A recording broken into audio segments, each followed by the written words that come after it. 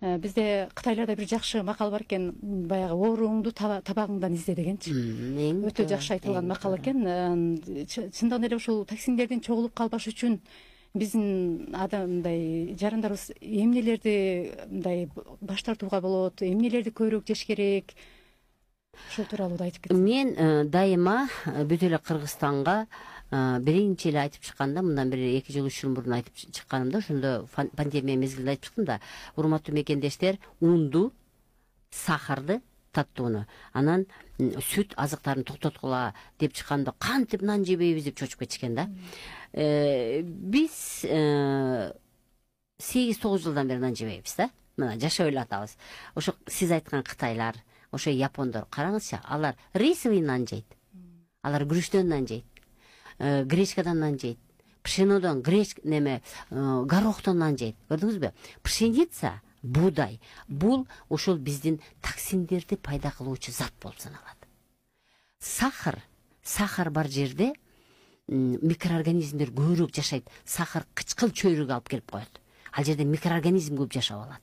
А микроорганизмдин чыгарган шлагы это токсин.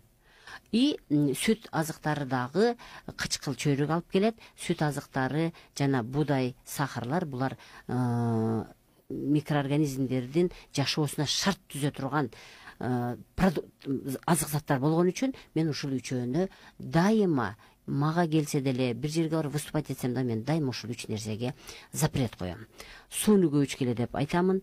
Анан эми мындай да, биз эмне үчүн биздин ата-энелерибиз мурун ооруган эмес да, а биз азыр ушу жеген тамактан, ошо табактагы тамактан ооруп калып атабыз. Биздин ата-энелерибиз көбүрөөк кыймылдаган.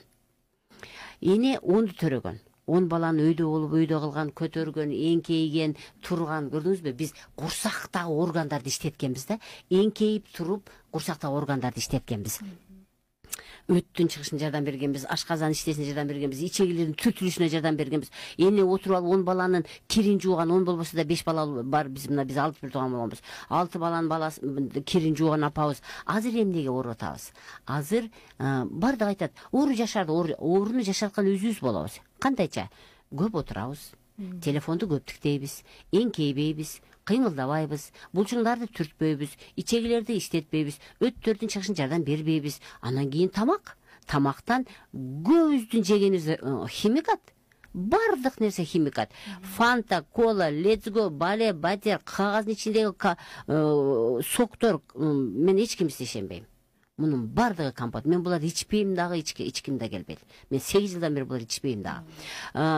Тамактарды карагыла, кириешки, мириешки, чипсы, мипсы, булардын бардыгы, булардын ичине өт эритпей турган химикат кошулат да. Ошон үчүн булар айныбайт. Ачып кетпейт, кычып кетпейт.